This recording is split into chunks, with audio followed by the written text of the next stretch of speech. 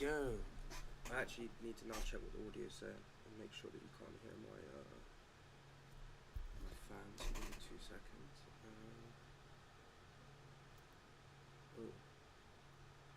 That's not a good sound.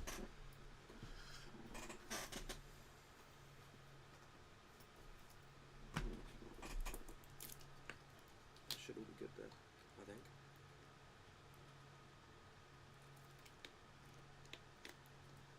Should all be decent.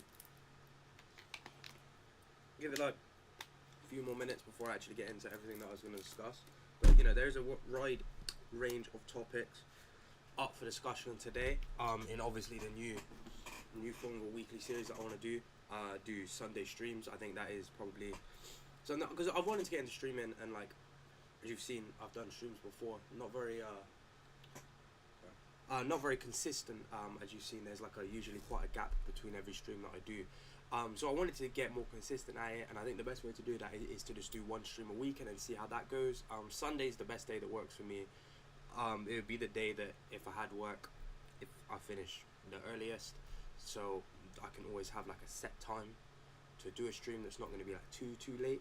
So we're going to start with 8 p.m, see how that kind of works. If I can move it earlier, and it works better for people to move it earlier. I think when the season starts and there's games on a Sunday, we'll probably try to move it earlier. But for now, when we're just talking pre-season stuff, it's all it's pretty decent to have it at this time. Anyway, just double checking on the audio to make sure this is all good. Yeah, now we should all be calm. So yeah. Oh my days. I'm trying to shut the stream off so I can't hear it in my ear, but my phone's just decided it wants to freeze. So yeah, bam. So again, as you can see in the title and the thumbnail, we're going to be talking right backs. To start, no, I'm just going to get in frame properly here. Jeez. Yeah, we're going to be talking right backs first, and discussing the right back options that we have coming into the season, because there's been a lot of reports and rumours coming about as of recent that after the Trafford signing, we are concluding all of our incoming business, and that is all of our incoming business done for the season, which, it is a tad disappointing that we haven't got a right back, but we can't be too greedy and not look at what we've already had come in and think, well, we've got in a new 8, we've got a new 10, we've got a new goalkeeper, which people have been crying out for like a season and a half now. We've got a left back, which we've needed for like half a decade. We've strengthened in important positions, which sort of were problem areas last season.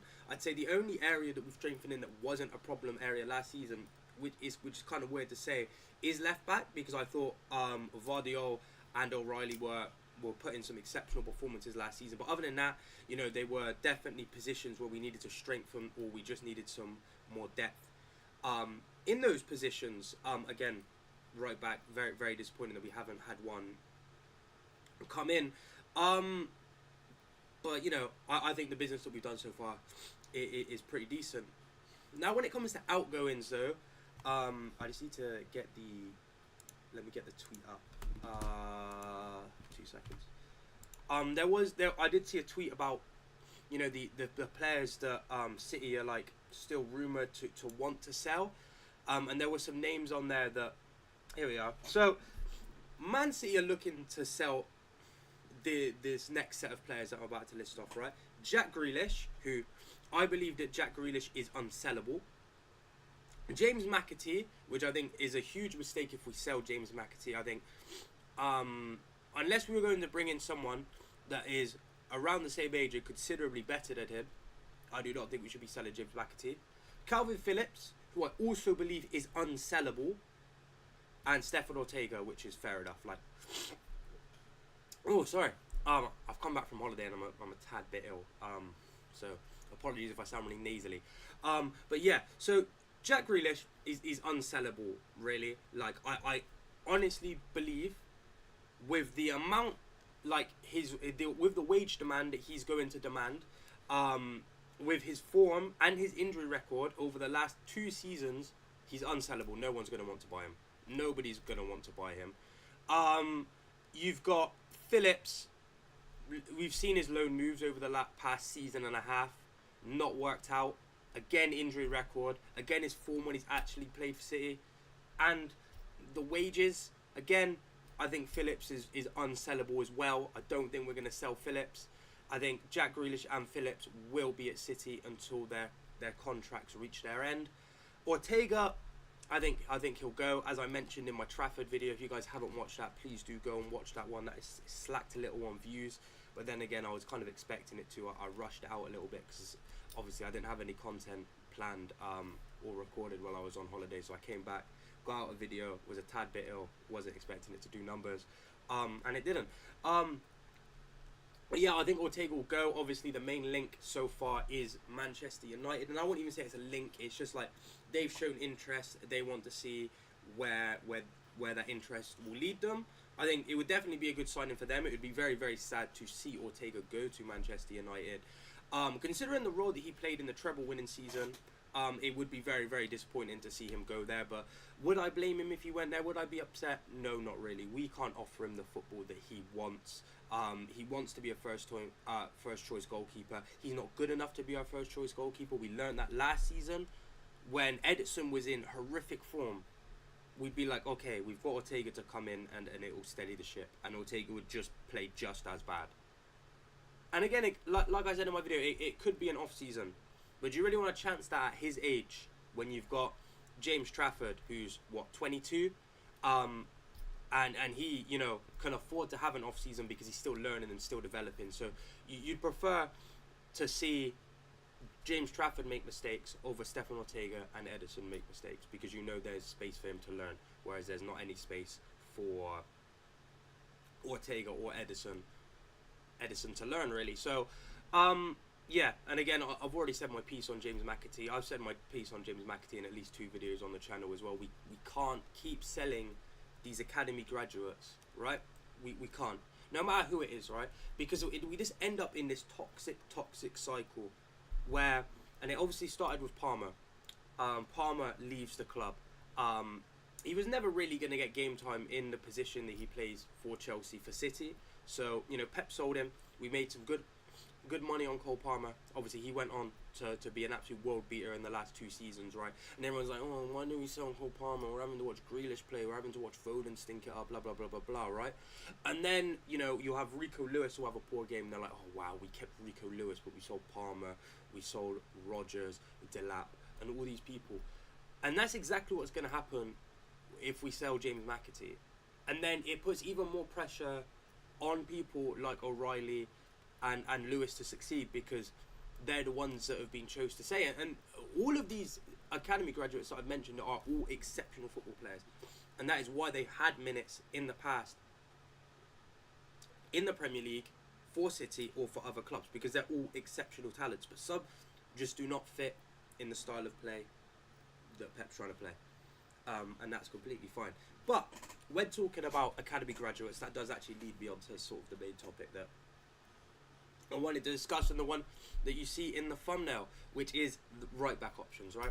Obviously, I just mentioned that at the start of the stream that we will not be signing Tino Livramento because by all accounts it seems that City are done with their incoming business, which again is fine. Very disappointing that we're not getting Livramento or a right back, but it's fine because we've signed enough players as it is, and we've strengthened the squad as much as we possibly can at the moment. So that leaves us with who's going to be our starting right back, right? Because when we were our most successful under Pep Guardiola, Carl Walker was our starting right back.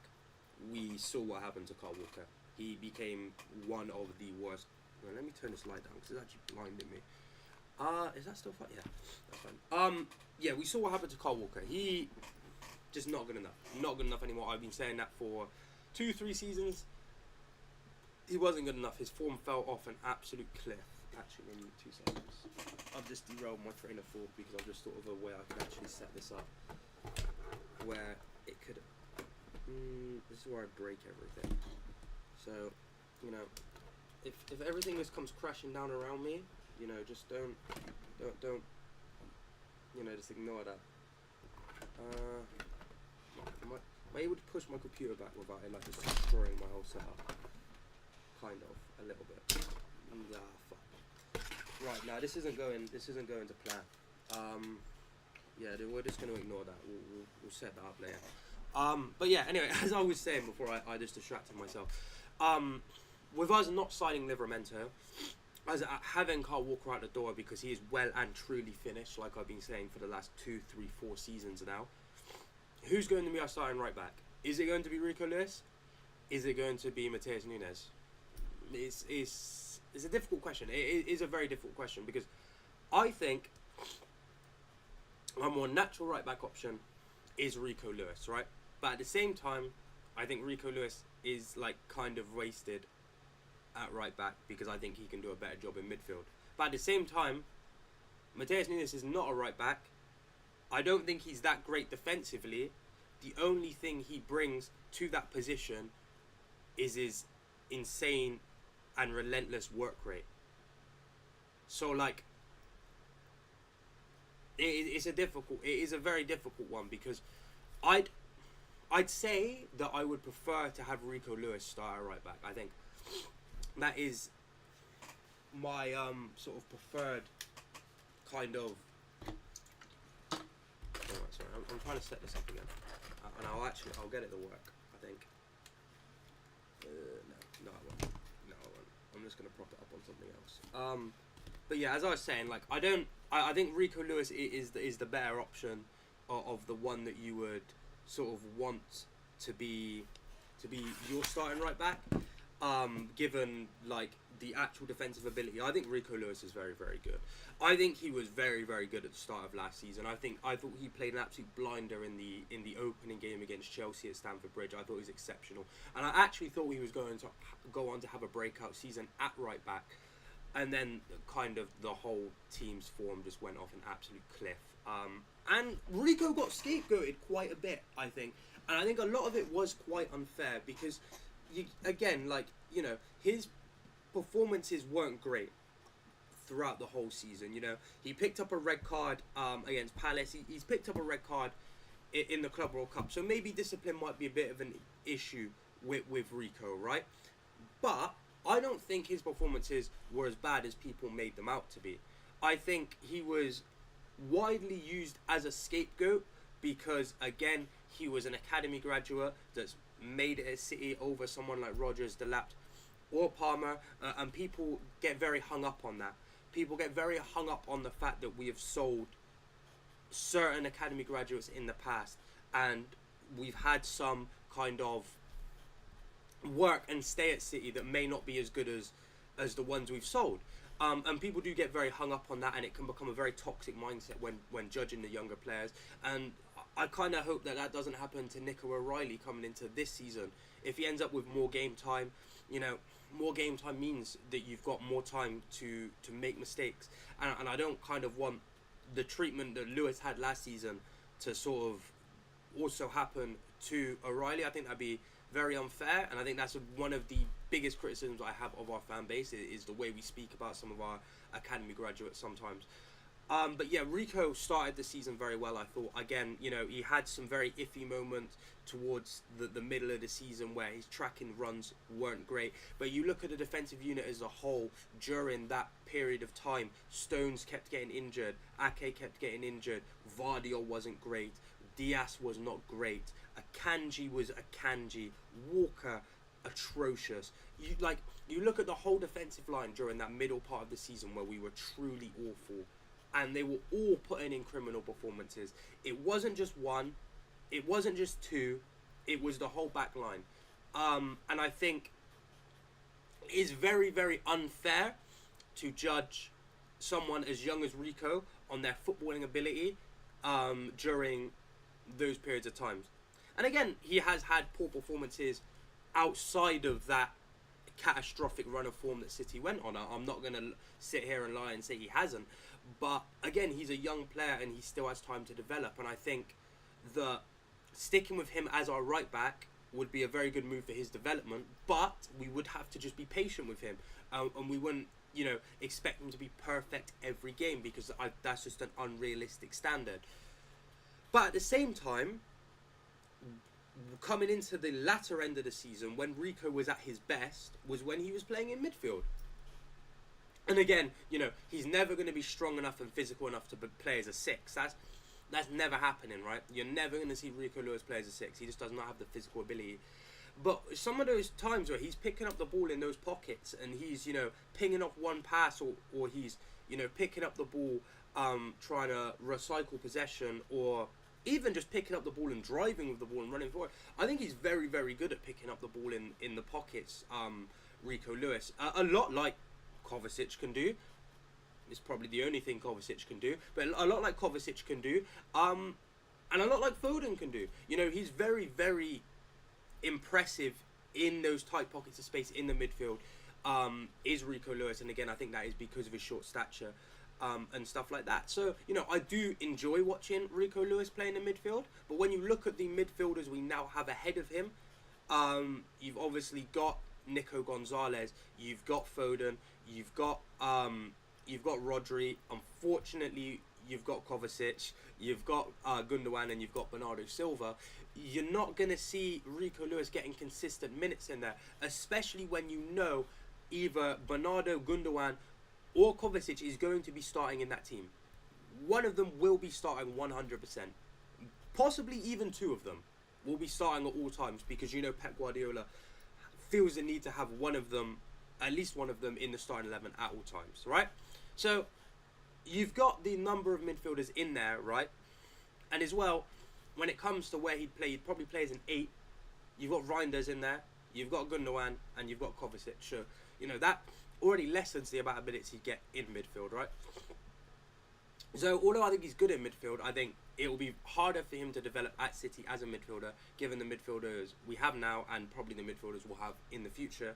Whereas, if we get him in at right back now and persevere with his development as a right back, coming in to this season where we don't have another out-and-out right back at the club, I think that could potentially be us leading on to a long-term solution.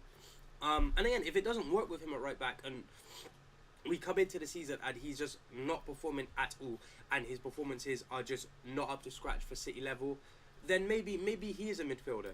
Maybe he is. And then, you know, if we start playing the midfield and his performance is still not up to scratch, then maybe he's not City level. But you can't judge a player based on last season. A young player anyway. There are some senior players that you can definitely judge off of last season. But the younger players, if they had a bad, it's like Simpson Pucci, for example. He came in and played 3 games for City, lost all, I think it was 3, it might have been 4. Lost all 4, or lost all 3. Am I going to blame him? Am I going to judge him for that? No. Because did you see the absolute, car crash of a team that he was coming into and having to play in? So, you know, although that Simpson Pucci has never won a game for the City starting 11, am I going to hold that against him? No, of course not. Because did you not see some of the shameless performances that the senior players were putting in ahead of him? And that's the exact same attitude you've got to have with Rico. Even though Rico has now been in the first team setup, you know, for the last 3 years, he is a treble winner. He's still young and he's still got time to develop and improve. So I think putting our trust in him at right back, like I've already said, is the smartest move for me. Again, you know, and that's not a knock at Nunes, because I don't think Nunes is a bad player, and I like Nunes' work rate a lot. I just think his defensive ability and his defensive awareness is just a bit, you know, it's just not there. And I don't think that's something that he would develop as a player, because that's just not his game. He's being forced to do something that he wouldn't usually do, just so he can play in one of the best teams in the world. And you have to admire that. It's again the same with Zinchenko. Zinchenko's not a defender, and that's why his career has ended up where it has. He wanted to play in the best team in the world, so he sacrificed playing in his preferred position to play in defence. And then he said, if I leave City, I want to play in midfield. Obviously, he joined Arsenal. He didn't play in midfield. He played left back, got exposed even more as someone that's not a defender. And now he just spends his time on the bench or in the reserves, because he's not good enough as a defender to play at the top level. So, you know, and I don't really want that same thing with Nunes, because I actually think Nunes' work rate on the pitch is a lot better than Zinchenko's was. So sticking with Rico as our right back definitely seems like the move. One person I do not want to be seeing play right back at all is Akanji. We're not. I like the fact that when I was listing off those players that City are open to sell and Pep Guardiola's open to sell, the fact that when I was reading off those names, Akanji's name didn't appear on that list kind of baffles me a little bit. Kind of baffles me a little bit. So we're out here loaning out Victor Reyes and Simpsons Pussy. We're loaning out both of those defenders, but we're keeping Akanji. And I can also guarantee that Akanji is going to be getting more minutes than Kusanov. It's a disgrace for me personally, like, and I don't want to be too hot. I don't want to be too harsh on Akanji, right? Because, again, in the treble-winning season, in his first season at the club, I thought he was good. I thought, I didn't think he was outstanding. I don't think he set the world on fire like someone like Stones did or Diaz did, right? But I thought he was good, and I thought he played a key role in us winning the treble. You even look at his pass into Bernardo Silva that later resulted in Rodri scoring the goal against Inter in the Champions League final. You look at that and, he played a big role, but he's not good enough. He just isn't good enough. I think he takes too long on the ball. He's someone that takes too long on the ball, right? For one. His lapses in concentration are just, blow my mind. You think back to the memorable Ortega save against Son. It's because Akanji's dilly-dallying on the ball and he's got no defensive awareness. He's not aware of his surroundings whatsoever. You think back to, did he either pass? Yeah, he passed it back to Edison, but played the ball short. Was not aware that Martinez is over his shoulder. Luckily, Edison makes the saves, or else we go 1-0 down in the Champions League final, potentially throw away the chance of winning the treble, because Akanji's just not aware of his surroundings whatsoever. And it happens quite a lot. Akanji doesn't look over his shoulder. He's not aware of what's going on around him. And mix that in with the fact that he takes absolute years on the ball and slows down the play every time he touches the ball. And this is for someone that is meant to be a ball-playing defender. That's meant to be his whole stick. So, when he signed for City, I was very sceptical because I was seeing a lot of people say that he wasn't good enough for Dortmund. He was a bit of a donkey for Dortmund.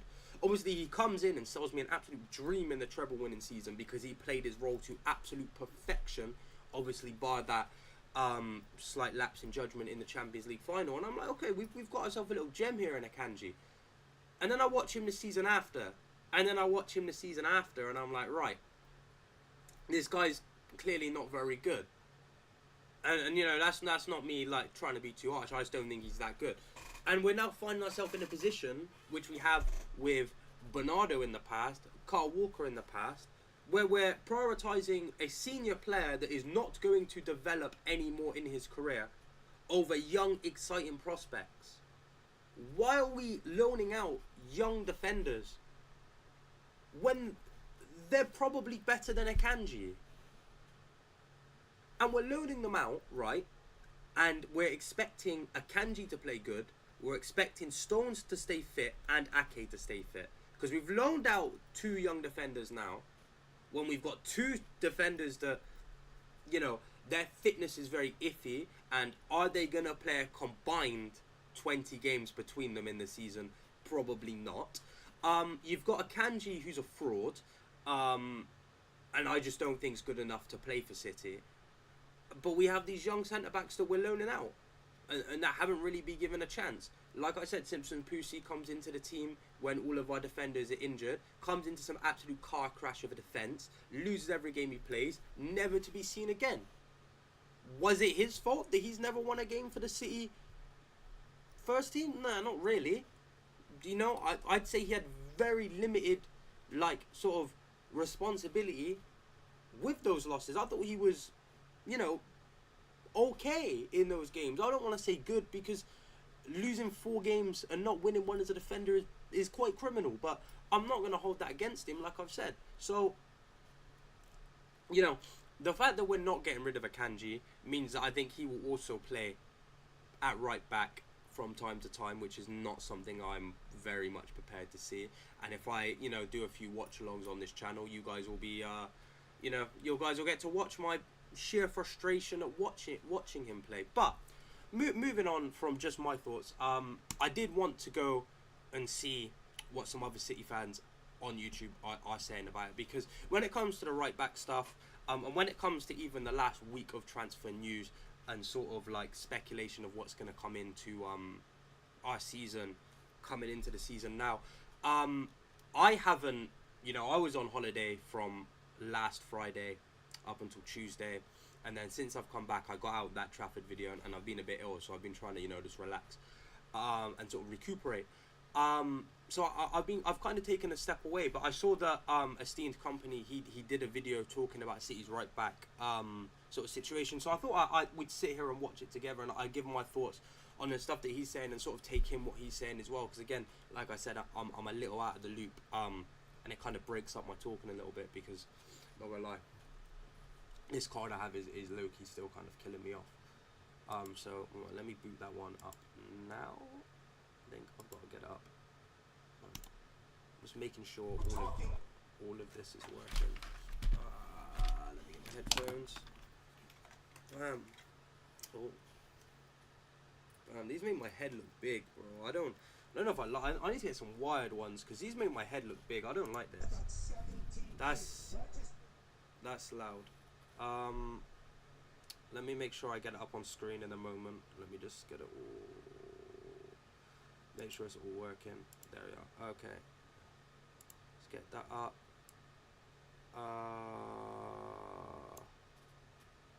Let's take that out. Why is it? OBS is not my friend. OBS is actually not being my friend right now, and it's actually quite sad. Now, why does this always happen to me, man? Why can't things just go smoothly anytime I stream?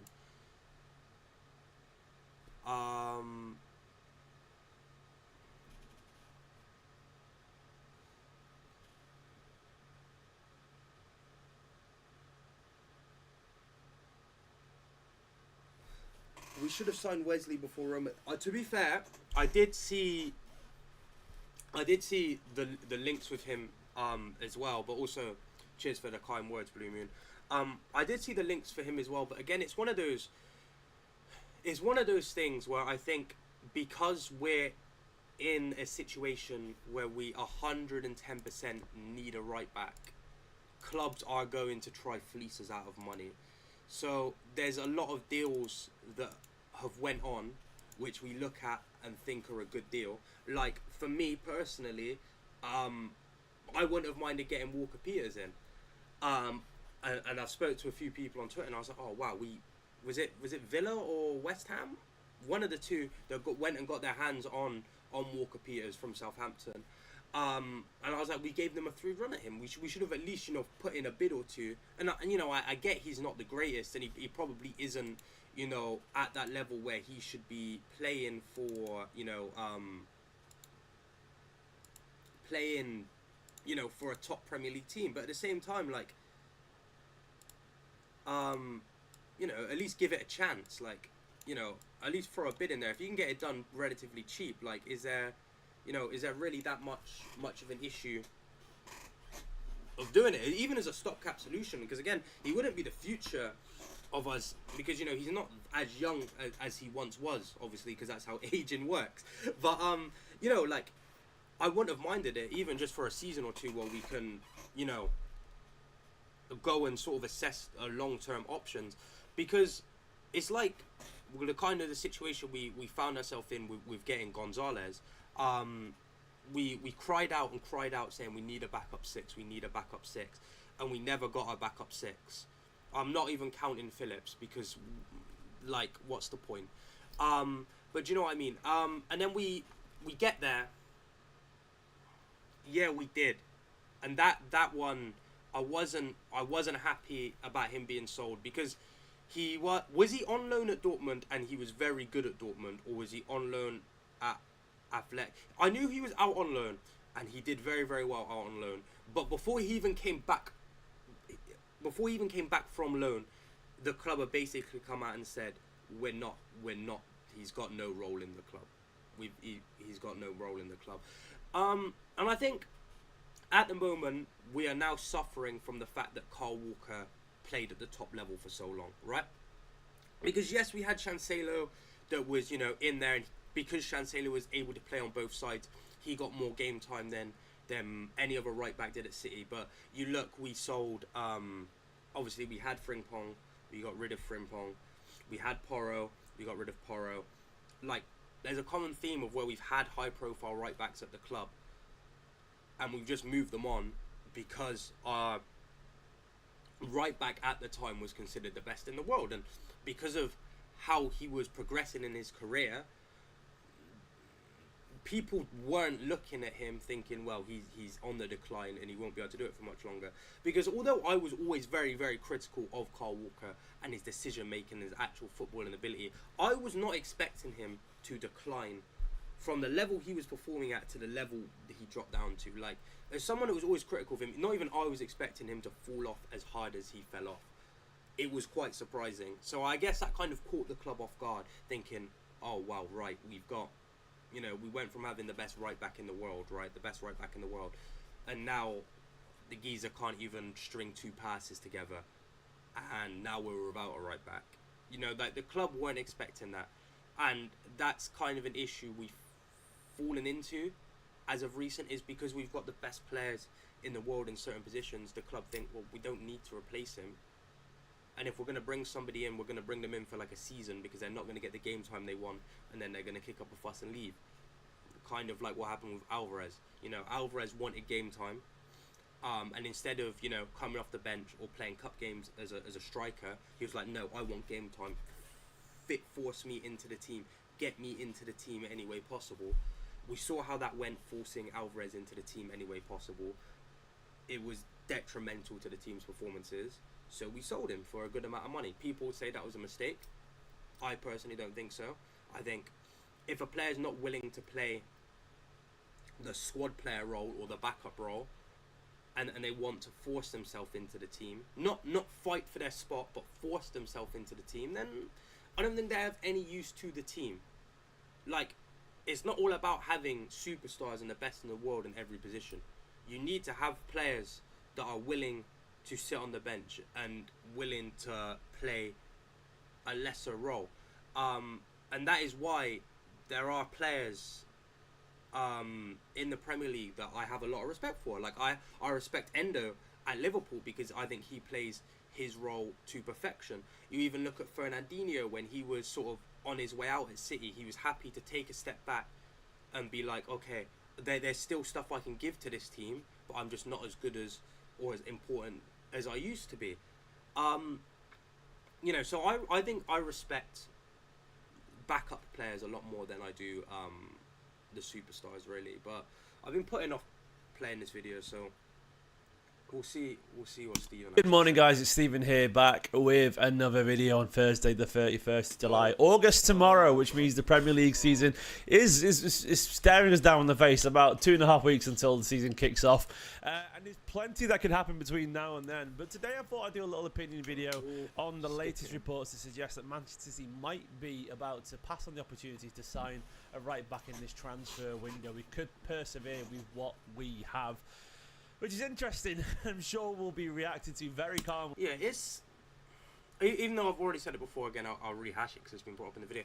I think it is very, very interesting that we're considering going into the season without signing a right back full stop. I mean, I guess we're not trying to fall into a position where we panic buy someone right at the end of the window. You know, obviously that sort of thing has been levied at us with the signing of Nico Gonzalez, saying that was a bit of a panic buy. I don't believe it was. I think panic was an aspect of the signing, but I don't think the signing as a whole was a panic buy, and I guess the club just aren't trying to be put in that position again, which is something that is completely understandable, isn't it? across the world of the internet. I've just got out of the shower, so you have to apologise the scruffy hair there, but it is what it is. It's very early, it's 8:30. It's not very early, it's a little bit early. But yeah, it is what it is anyway. That's where we're at. I'll talk about that today. Yeah, you know, Vienna, I think he has been very good for all of the signings that he's made so far. And, you know, there was always the reports that he apparently helped out with the signings in January as well and sort of gave, like, some insight into what we should be signing. But for his 4 signings that he has went out and got done personally, I think, you know, they've been very good. I think the Trafford one, like I said in my video, it is a sort of a statement signing, isn't it? Really, because there were no talks of us getting a goalkeeper whatsoever until Edison went out and had that absolute clanger in the Club World Cup against Al Hilal, and then the question marks are raised of, oh, do City need a new keeper? And in very un-City fashion and un-Pep Guardiola fashion, there's been question marks levied at a player, and just like that, we've got a player to solve that issue. Very much under Pep, it seems like, you know, especially when we're talking about the players that he is the most loyal to, being Edison, Bernardo, Gundogan, Carl Walker, there's a very, you know, the criticism starts, and then it ramps up, and then it ramps up, then it ramps up, then it ramps up, and then we get to the boiling point, and then it completely explodes. We have a situation with Walker and like with Chancelo where the player basically forces their way out.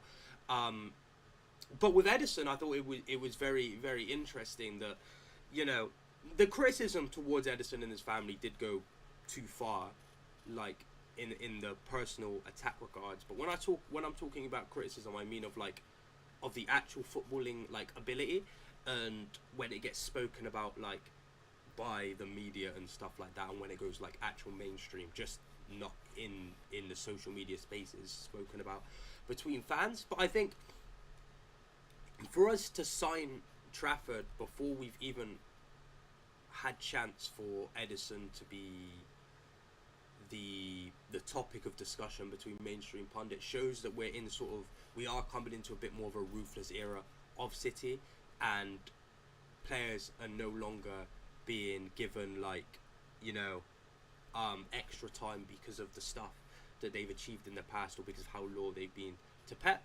So, you know, I do like that, and I hope that will be shown as well in the starting 11s that are chosen when it comes to us playing next season.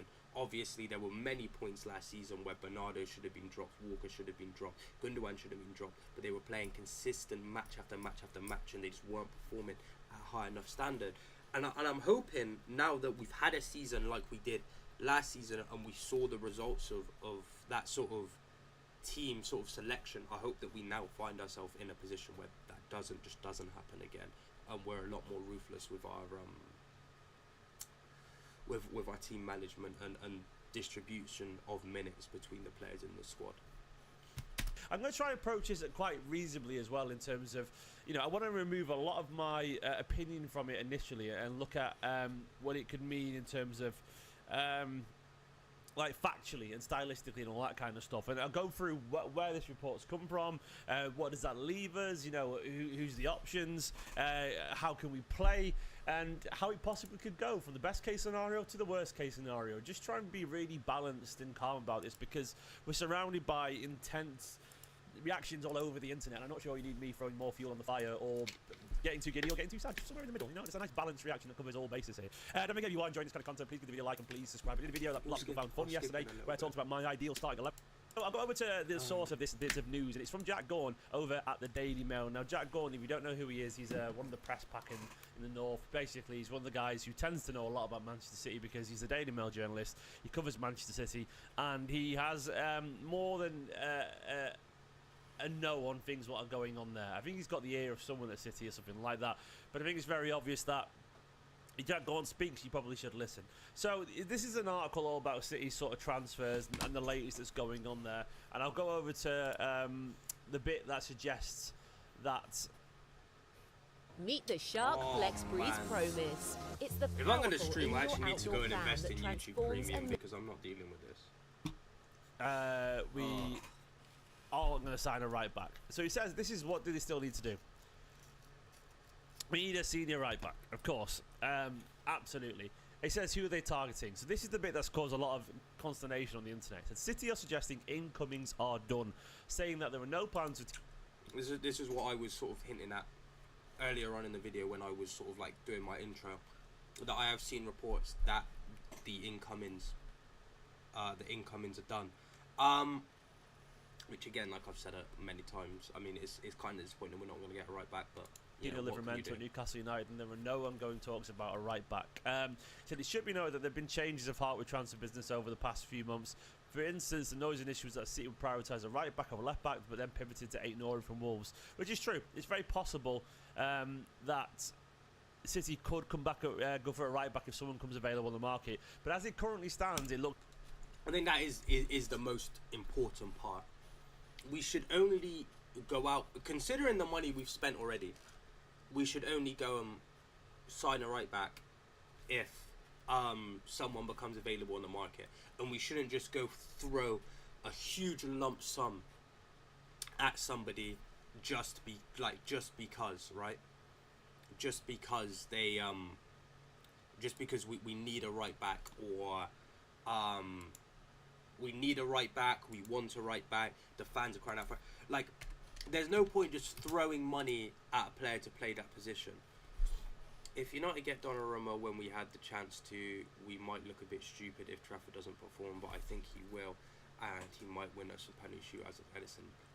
Well, I mean, like I said in my video, right, Trafford has faced 13 penalties in his career, and he has saved 4. And this is only from open play, this isn't from penalty shootouts, and he saved 4.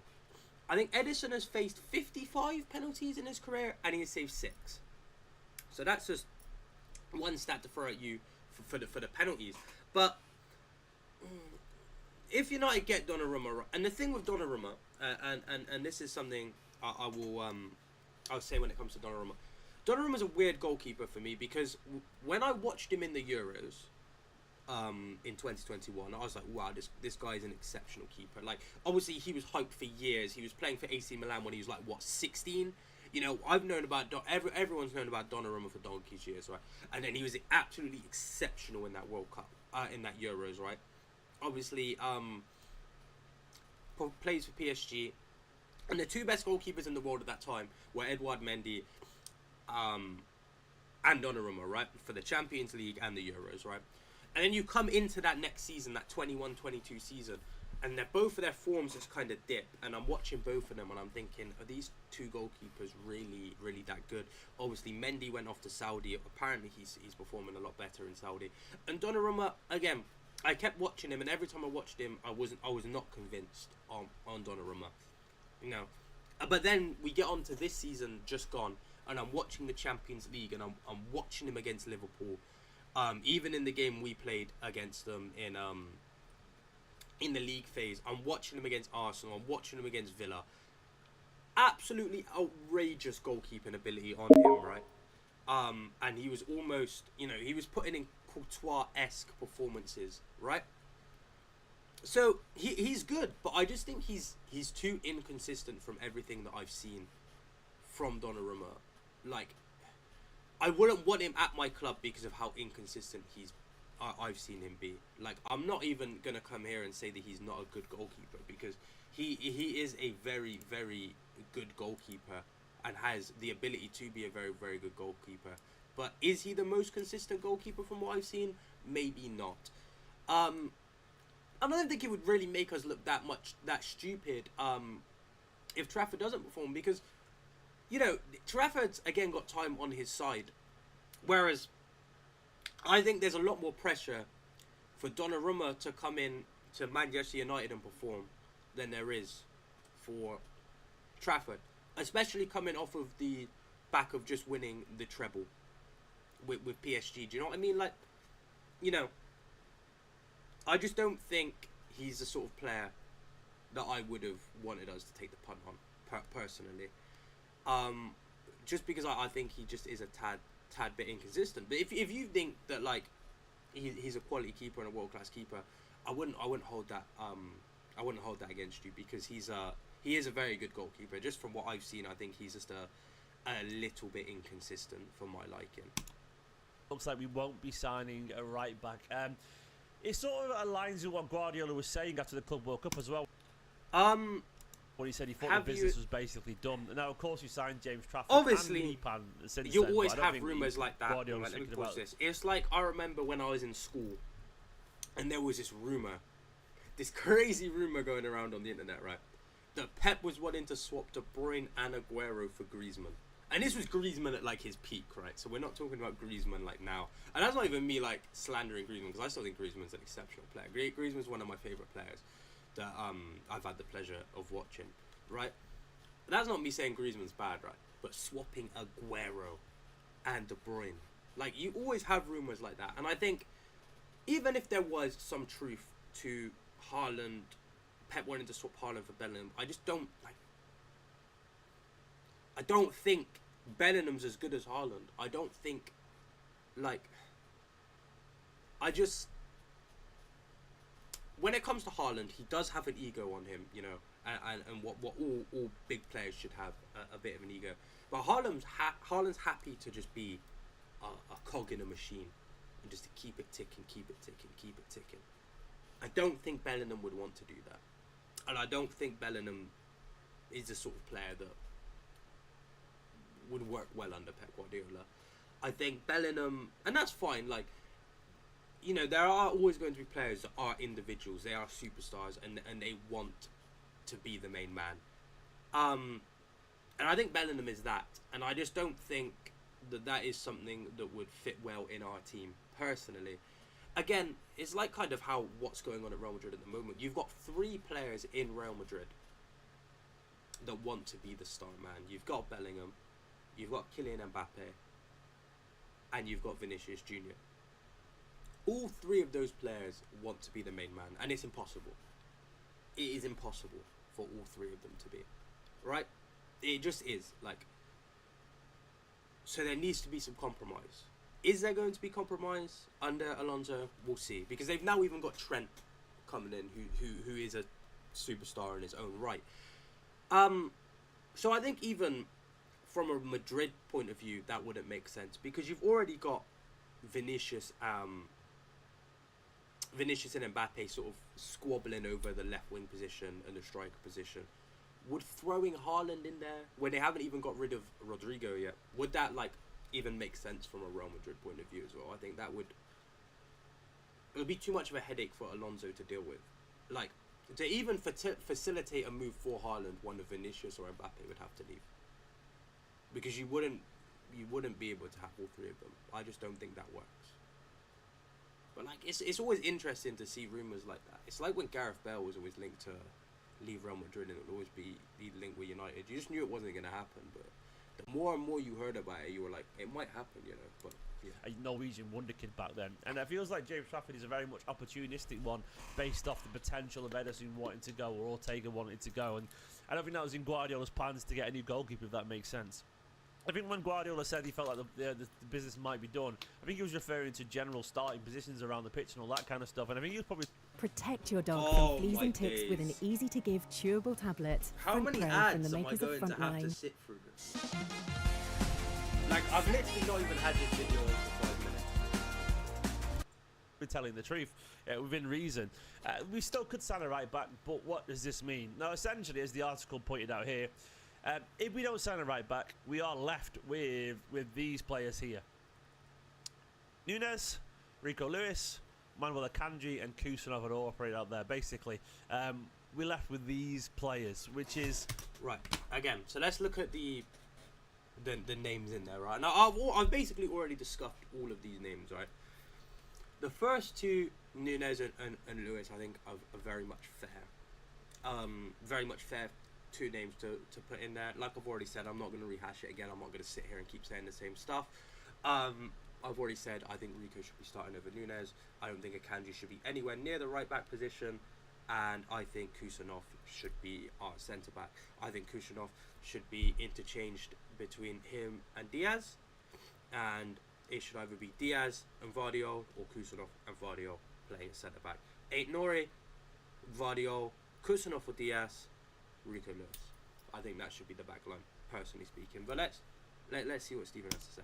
You know, it's fair to say that there's no top class right back there. You know, no excellent right back of experience, no excellent right back that you can rely on 100%. And they've all got question marks over there.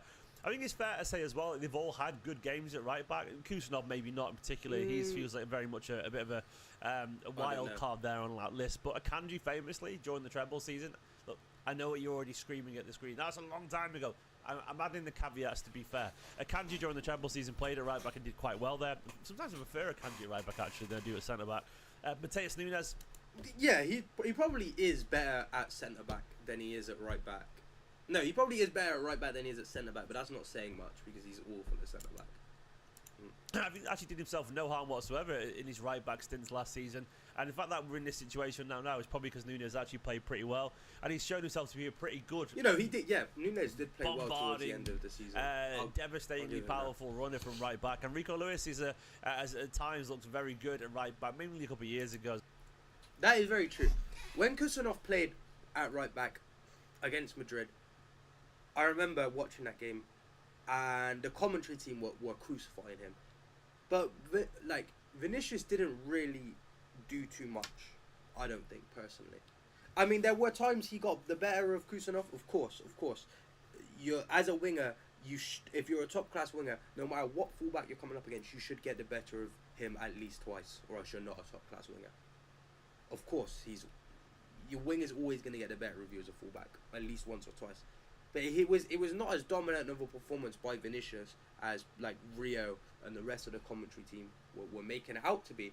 And I did think Kusanov played quite well out there as a right back, but I just don't think he's disciplined enough. He likes to get stuck in quite a bit, and I just don't think that is. I think that's more suited to obviously being a central defender than it is a right back. And I do think we need to move away from playing centre backs or full back because it just limits us going forward. I think we need as well as form dipped a little bit, but a very smart footballer. So there are options there, and I think it's fair to say that you know, as good as these are, none of them are particularly nailed on, if that makes sense. You don't look at in the way that you look at Ain't Nori on the left, well, he's going to start. In the previous year, Kyle Walker, well, he's going to start. You look at Reinders, well, he's going to start. It's very obvious to me that we've got, like, you know, a question mark over the right back slot. But if these are the options that we're going to persevere with, I would like to maybe talk about, you know, how that means we can play, and what our options are based off certain positions. That is, again, a very, very important point. I think if we, and like I kind of just mentioned, if you are playing Akanji or Kusanov at right back, you're sacrificing attacking momentum. You're sacrificing attacking options if you're playing one of Akanji or Kusanov at right back. That's just is happening, right? They're defenders by trade. They're not going to be as well versed going forward. It's a bit like when you play Ake at left back. I'm not going to throw Vardiol in there because Vardiol is an absolute unicorn of a football player. He's a centre back that can play left back and still do a job going forward. But when you watch Akanji or Ake play there, you are sacrificing the overlapping runs, and I think that is something that we had a problem with last season. You've got people like Savio and Doku that they didn't have the overlapping run supporting them as much as they'd want to, and now that you've got Ain't Nori on the left side, it frees up Doku to use that overlapping run to relieve pressure from himself. If Ain't Nori got injured, would you rather Vardiol and Nico O'Reilly replace him temporarily? O'Reilly, because I think Vardiol, as much as he's exceptional at centre back, at left back, and he was one of the best left backs in the league last season, personally speaking, from an unbiased perspective as well, I think he has to stay centre back because he's so good at centre back, and I think if Vardiol was to move to left back, that would mean there's more chance of Akanji playing centre back as well. It is something you want to think about. So I would rather have Nico O'Reilly be our backup left back and Vardiol just stick to being our starting centre back. I think is what happens. So when like AFCON rolls around, you know, big up AFCON, big up Algeria for AFCON as well. I would want Nico O'Reilly playing left back, and I wouldn't want Guardiola being pushed out to play at left back ahead of Nico O'Reilly, if that makes sense. And so on. So I'll go over here. So I'll draw like a lineup. Edison will of course be the starting, you know, the keeper here. Edison. Then Nori is obviously going to play at left back. You know, I think Vardiol and Diaz will be the centre back pairings. And say it's Mateus Nunes. If Mateus Nunes plays at right back, right? Okay. What that will mean is if Nori does that, these guys are bombing forward. They're absolutely going to do that. 100%. These two guys, I think Nunes is quite good going forward. One of them sit back because it's not in their game. We're going to sort of play this. That means the two centre backs will be quite exposed, which I would expect means you're going to play three relatively experienced midfielders. I guarantee you now, if Nunes is playing, Bernardo Silva is also playing. I can just see Guardiola doing this. This will be Reinders over here, and this will be Bernardo Silva over here on this side. Because Bernardo Silva is very smart, very mature. What would probably happen? Can you see my mouse? Yeah. So what will happen is, let's say this is Savinho, yeah? What will happen is you'll be having Silva obviously occupy this wide right space. You'll have Nunes beginning here. Well, let's say we're beginning here and we're transitioning up the pitch, let's say. So you've got your Portuguese right side, basically, is what's going on. And Bernardo will, let's say, pick the ball up here from Diaz. And he'll occupy this space. And then he'll go out to Nunes, and Nunes will gradually progress up the pitch. And then he'll probably pass it back in to Silva. Silva will still kind of occupy in this region. And then he'll pass to Savinho. Savinho will then be sort of on the edge of the box towards that right side. Probably a few step overs. You know, just sort of standing the fullback up. And then that's when one of the centre-backs or one of the defensive midfielders comes over to sort of intervene on that side. And that's when you have Nunes either overlapping to get the cross in or underlapping to get into the box kind of here. And then I would say if it's Nunes making that run, Bernardo Silva will stay sitting here. But if it's Bernardo making that run, then Nunes will kind of drop off and be in line with here.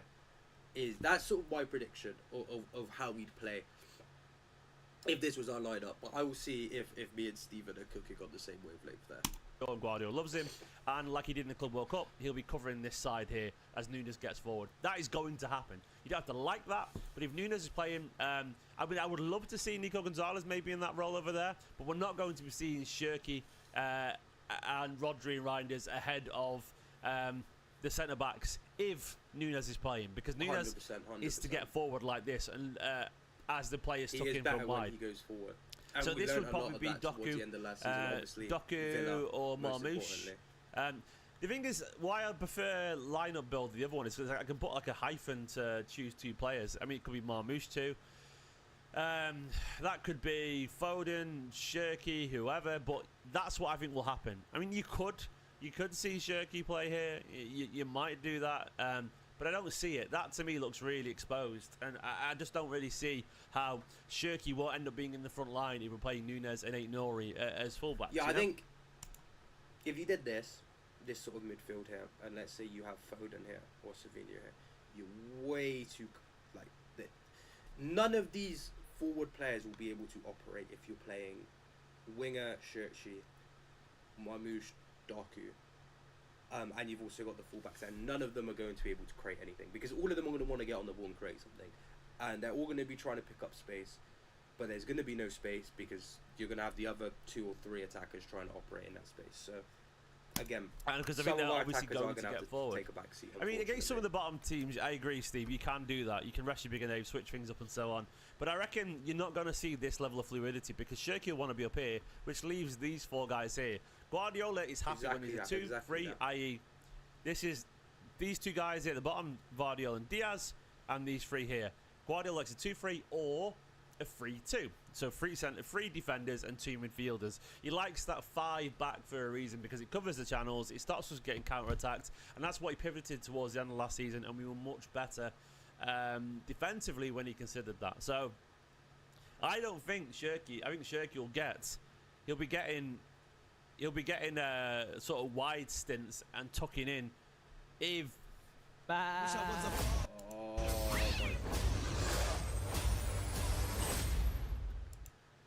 Nunes and Ainori are both bombarding again, full. yeah, as well. I think that's another thing.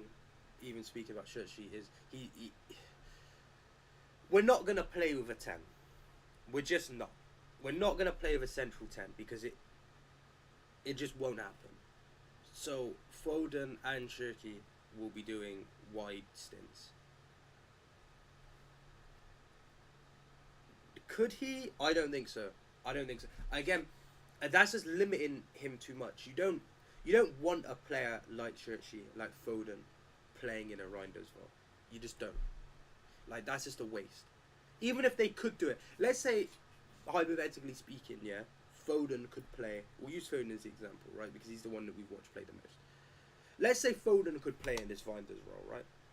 Let's say he is completely able to do it. Would you want him to do it? You wouldn't. It would be a waste. It's like when you'd watch Bernardo Silva play on the right.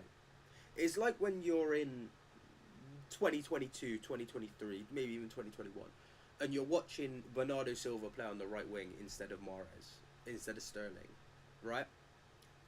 It's a waste. You've got better players that can play in that role, and that player playing in that role has better roles that he can play better.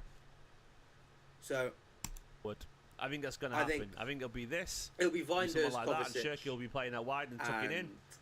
And that'll be obviously Haaland up top. Where's your big man Erling Haaland? There we go. It's going to be something like that potentially. That could be Doku as well, Bill Moose. For Foden's not on the pitch there. Well, Ian Moran, I don't think Bernardo Silva is blocking the path here in this system. I think it's stylistically, you can't play Shirky there. I mean, it's one of those things where, like, even if Bernardo Silva wasn't there, he's not going to play Shirky. He'd play Kovacic or Nico Gonzalez. He's going to play a more defensive mind. I mean, I'd love it to be Nico Gonzalez, for example. I'd love to see the young lad there. But he's not going to play two defensive midfielders and attacking midfielder in this formation. It's one of those things, Guardiola, he likes to play five that can be more solid for a reason.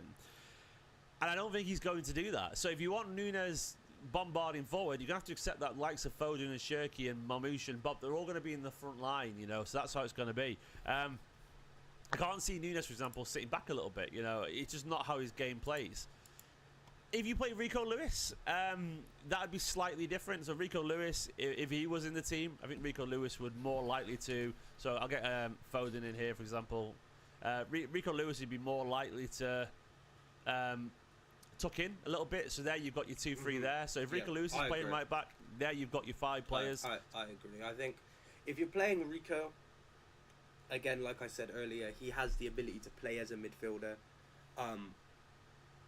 and which is weird to say because obviously Nunes is a midfielder by trade, but because he's a more creative midfielder, you'd want him pushing forward as a wing back.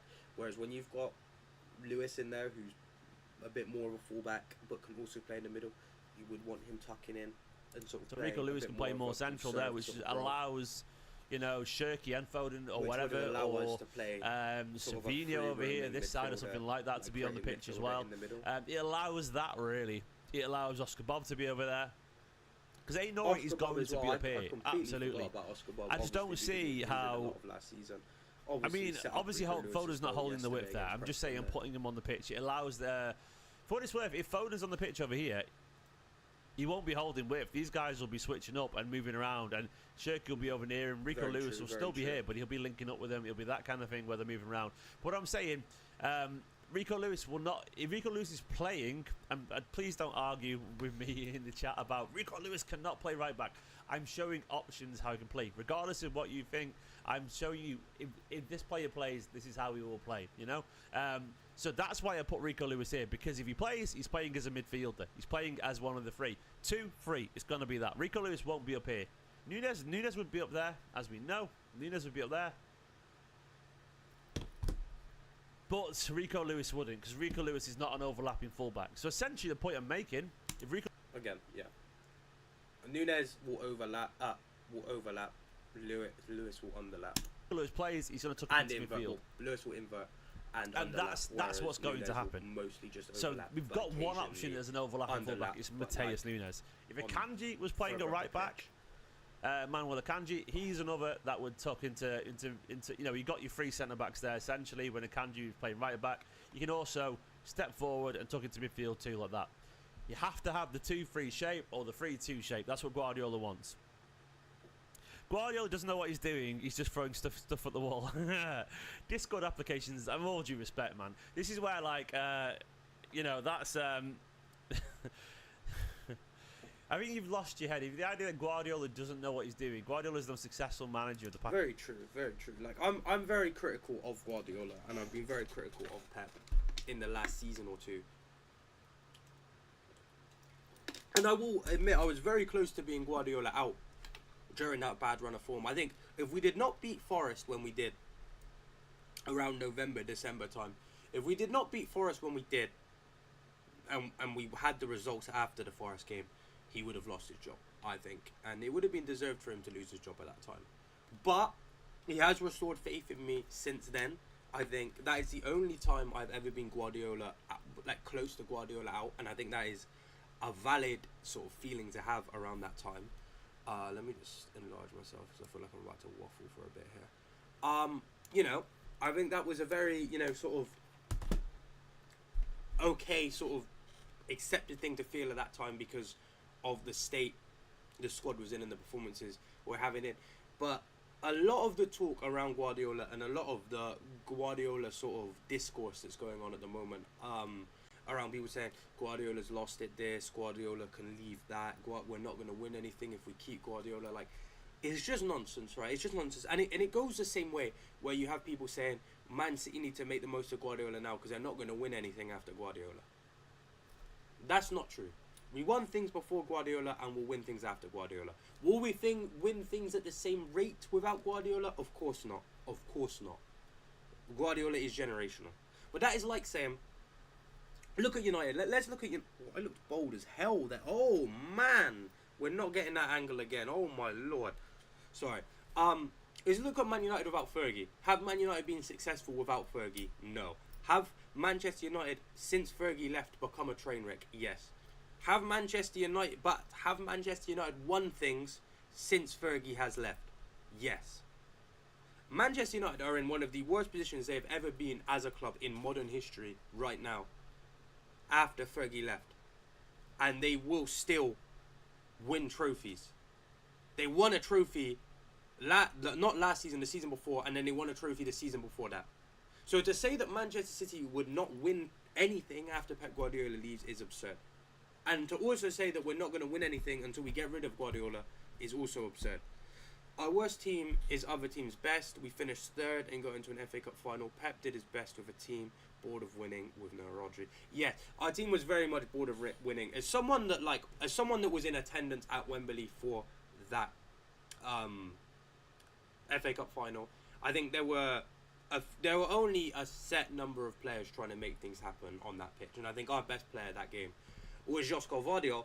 And again, yeah, you look at across, like, you know, and can you blame a lot of these players for having the hunger gone? You won the treble. Let's look at last season. So you won the treble 2 years ago, and the season before you just won the league for a record-breaking 4 seasons in a row. Some of those players, like Ruben Dias, for example, have never not won the Premier League for Manchester City. They needed some of the players in that team who've only ever won at Manchester City, and they needed that season to kick on. It's like the 1920 season. There were players at that City team that have only ever won with City, and they got too comfortable, too complacent with, oh, we're Manchester City, we'll win anyway. We don't need to try because in the end we will eventually win. Which was true. You know, there were periods of times where Manchester City winning was absolutely inevitable. But it wasn't inevitable because we were Manchester City. It was inevitable because the players were putting in the effort on the pitch to try and win. And that is the difference. And I hope a lot of our players have learnt that now. Obviously, there were some players that you could not excuse last season. Obviously, you've got players like Foden, like De Bruyne, like Gundogan, like Bernardo Silva, that have all not won at City before. That have all played in a City team that have won nothing. But you had players, Doku, Vardio, Diaz, Haaland, that have only ever won at City. And there comes a point where you get so used to winning that you think that you are just guaranteed to win. And then that is when you need to lose. And that is exactly what happened last season. And that is why it is okay for us to go trophyless last season, as long as it's a learning curve. And it's a learning experience, and it's experience to learn from. Because, you know, you don't learn from your success, you learn from your failure, right? But if we go on to not be successful after this season that we've just had, then that is when it becomes... Sorry, this light's got too bright again. That is when it becomes a problem. Now it's got... you know, I'm leaving it. That is when it becomes a problem. That is when it definitely becomes a problem. And I honestly do think that when we won the league in 2024, I think that was a bit of a fluke. In the sense of, there was individual brilliance from Haaland, De Bruyne, Rodri, and Foden. And then when you were without Rodri, you were without the brilliance of Foden and De Bruyne, because neither of them had a good season last season, let's be honest. And you're missing Haaland for periods of the season. Like, they're not there to bail you out anymore, and the other players had to start pulling their weight, and they just weren't. And that was the sort of like unfortunate reality of the situation. But yeah, you know, it is something, you know, as long as we kind of get back on to sort of winning ways, and we get back to winning, then, you know, there's not much else you can really ask for, really. But, you know, it's just one of those at the end of the day. It is just one of those. I will be calling, you know, I'm not wanting all of these streams to be this short, but I will be calling the stream here for the day, only because it's actually getting unbearably hot in my room right now, and if I keep this light on, I keep everything else on, I'm actually going to overheat. But I hope you guys that tuned in enjoyed the stream. Make sure next week, Sunday, 8 p.m, you are here, you are waiting for the stream to start. You know, follow me on Twitter, at Nathan Noseball on Twitter. Subscribe to the channel if you haven't already. Follow me on TikTok, at Nathaniel Noseball on TikTok. And if you want to suggest any topics for next week's stream, you can comment them below on the comment section of any of my videos, and you can also DM them to me on Twitter. Like I said, Twitter at Nathaniel. I'll actually get my Twitter up now to end the stream. Actually, we can go off of my Twitter. So you know, you want to DM me any video requests, any stream topic requests, this is where you want to be hitting me up at Nathaniel Noseball. You know, again, with all that being said, thank you guys for tuning to stream. You know, I will see you next week, and I'll probably see you in a video this week potentially. I do have kind of a busy schedule coming up this week, so I don't know if I'll be able to get a video out, because I don't want to rush one out like I did with the Trafford video and it not do that well, because you know, like I said, I want to bring you guys the best content possible. So